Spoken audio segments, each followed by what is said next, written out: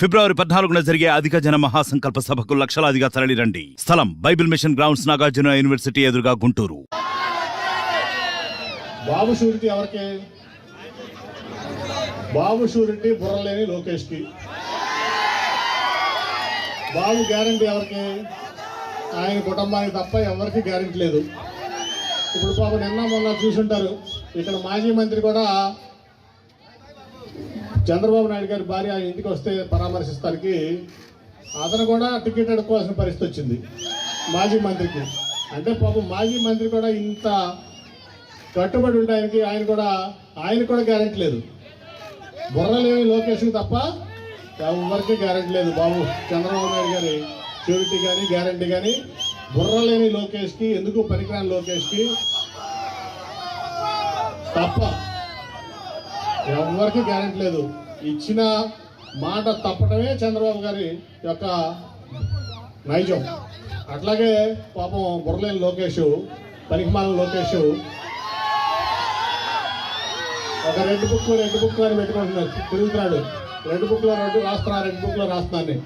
Red బుక్లో రాసి మడత పెట్టి ఎక్కడ పెట్టుకున్నాడు? ఓడిపోతున్నావు. రెడ్ బుక్ మడత పెట్టి ఎక్కడ పెట్టుకోవాలి? ఎక్కడ పెట్టుకుంటావు? జేబులో పెట్టుకుంటావా? ఇంకెక్కడ పెట్టుకుంటావా?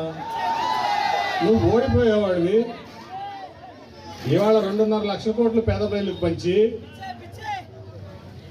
ఇంత పని చేసి, ఇంత అభివృద్ధి చేసి, పేద బడుగు బలహీన వర్గాలకి అండగా నిలబడి, పేద పిల్లలు అంబేద్కర్ అంతగా గొప్ప వాళ్ళు అవ్వాలి అని చెప్పి స్కూళ్ళన్నీ, ప్రతి స్కూల్ని ఈ మోడీ గారు గర్విస్తానికి ఏమవుతుందని చెప్పాడు పబ్లిక్ మీటింగ్లో.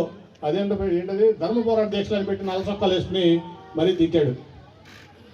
ఆ తర్వాత పచ్చి అవకాశవాదానికి మారుపేరు. నేను ప్రత్యక్ష సాక్ష్యం వీటన్నిటి కూడా. ఎందుకంటే నేనే అవిశ్వాస తీర్మానం ప్రవేశపెట్టాను. నేనే పెట్టినప్పుడు అసలు ఎక్కడ మోడీ గారు ఓడిపోతున్నాడు అనేది ఆయనకి సమాచారం. ఆ రోజున వింటారు అందరూ.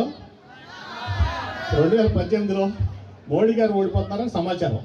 ఆ సమాచారాన్ని పట్టుకుని వీళ్ళందరినీ, ఈ చిన్న గుంపులుగా ఉన్నటువంటి పార్టీలన్నింటినీ ఇచ్చేసి ప్రధానమంత్రి అయిపోవచ్చని ఒక పెద్ద ఎత్తేసాడు. ఆయన ఎత్తేసి మోడీ గారిని, బీజేపీని తిట్టడం మొదలుపెట్టాడు. దాంట్లో మమ్మల్ని కూడా వాడేశాడు ఫుల్గా.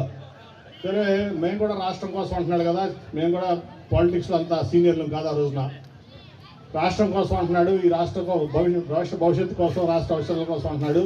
అంతకుముందేమో మోడీ గారు ఇచ్చిన ప్యాకేజ్ ముద్దు అన్నాడు.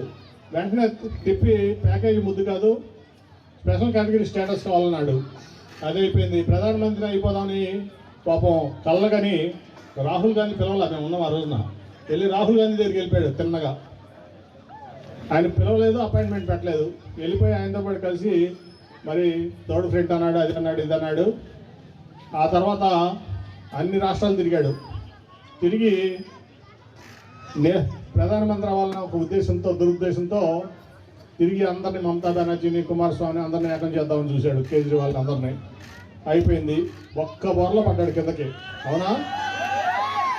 మీరందరూ కలిసి జగన్మోహన్ రెడ్డి గారి 151 సీట్లు ఇచ్చి కింద పడితే ముక్కు మొహం చెదిరిపోయి మైండ్ బ్లాంక్ అయిపోయింది అనమాట.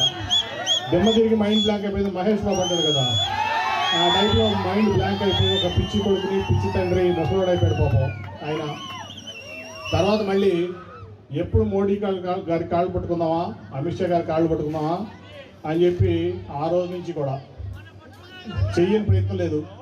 ఏదో ఒక ఫంక్షన్లో మోడీ గారు ఆహ్వానం పంపిస్తే అందరికీ ఈయన వెళ్ళి ఆ వరండాల నుంచి టీ తాగుతా మోడీ గారు నన్ను పిలిచారు, నేను లేకపోతే అసలు ఈ భారతదేశం అల్లకల్లం అయిపోతుందని చెప్పి నన్ను పిలిచారు. నా టీ తాగుతా ఒక ఫోటో పెట్టించాడు పియ్యతో. ఆంధ్రజ్యోతి, ఈనాడు, TV5 అన్నీ కూడా అసలు బ్రహ్మాండంగా అసలు మోడీ గారు చంద్రబాబు నాయుడు గారిని వచ్చి భారతదేశాన్ని నేలమని చెప్పారు. మరిన్ని వీడియోస్ కోసం ఛానల్ ని సబ్స్క్రైబ్ చేయండి. లేటెస్ట్ అప్డేట్స్ కోసం వాట్సాప్ ఛానల్ ని ఫాలో చేయండి. అండ్ లింక్ డిస్క్రిప్షన్ లో ఉంది.